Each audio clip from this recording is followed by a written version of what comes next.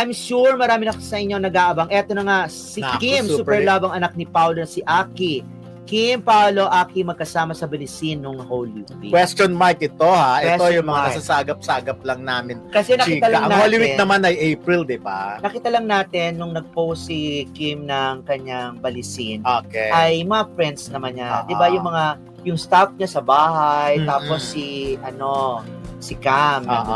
Pero hindi natin nakita si Paolo at saka si Aki. Hinahanap nga nila, di ba, kung nasaan si Paolo. Tama ba ako? Yes. Pero ako naman kasi, pag tinignan mo nun si LJ Reyes, yung Instagram niya, April, nandito siya sa Pilipinas. So, pero wala siyang pinost na kasama si Aki. Basta pinost niya lang na parang nagpapaayos siya. Pero April yun. So, pag kino-connect mo, parang may touch naman ng katotohanan. Diba? Sana may touch ng katotohanan. Kasi ito naman si Kim hindi naman mahirap mahalin ito. 'Di ba? Yung nagpunta siya, nagpa-birthday siya doon sa bahay ampunan. 'Di ba ang giliw-giliw niya sa mga bata? Tawa siya ng iba talaga yung joy na ibibigay sa kanya ng mga bata. What more, 'di ba? Kung anak pa yun ang pinakamamahal mo. At I'm sure naman si Aki very loving din naman. Kasi napalaki naman to ng maayos ni LJ. Basta yan LJ. Katulad yan, sabi nga ni LJ, a much deserved pampering na just for me to follow all of us. Ang location niya ay Makati. Eto tanong ko sa'yo, ano kayang mangyayari kung magkakaharap si Kim at saka si LJ? Hindi ba sila nagkaharap sa New York? No? Hindi ko alam.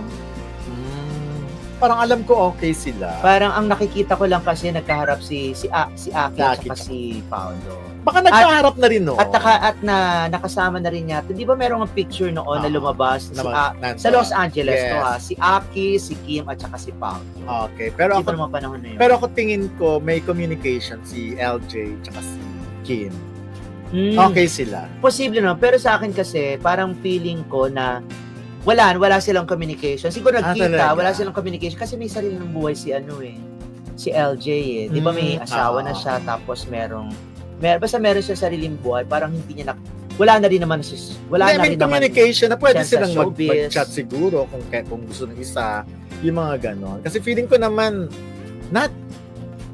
kailan masyadong wife na yun eh. Wifey ang role nila ni Kim kung may mga halimbawa si LJ may mga itatanong tungkol kay Paolo ay may gusto parang message. Wala namang ganun. Parang wala namang ganung karakter or walang ganung itsura si LJ na magtatanong kung kumusta na si Paolo. Ay hindi, kung may sasabihin chat tungkol kay Aki na gusto iparating, baka eto chika ko lang naman to Ayan na naman. Wala kami kino-confirm.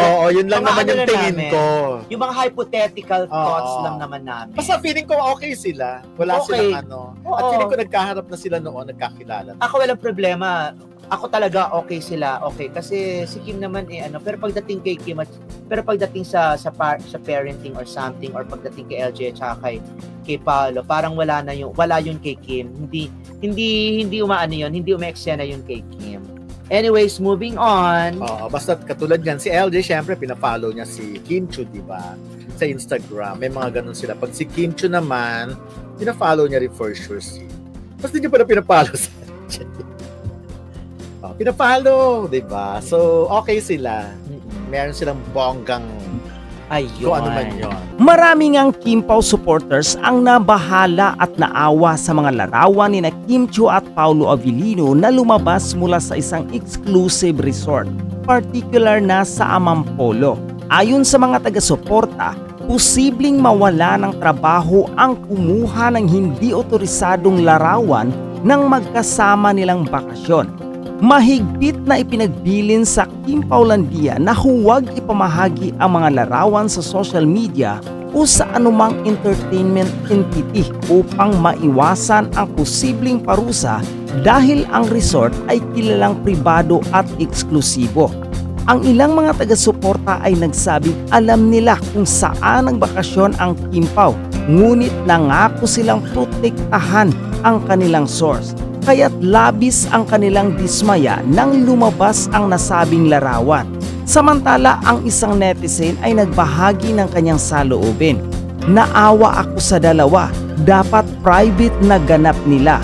Huwag na i-post. Wala lang, masaya ako na malungkot. Nagtatago na nga yung dalawa tapos may lalabas pang picture na private lang dapat.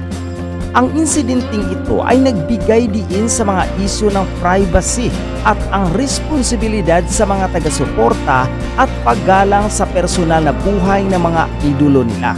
Ang mga larawan ni Kim Chiu at Paolo Avellino na lumabas mula sa isang eksklusibong resort at nagbigay diin sa mga isyu ng privacy at ang responsibilidad sa mga taga-suporta sa paggalang sa personal na buhay ng mga idolo nila. Habang may mga taga-suporta na nagpapakita ng malasakit at naawa sa magkasunod na bakasyon ni Kim at Paolo, may mga netizen din na nagbigay ng kanilang opinyon at reaksyon sa mga insidente.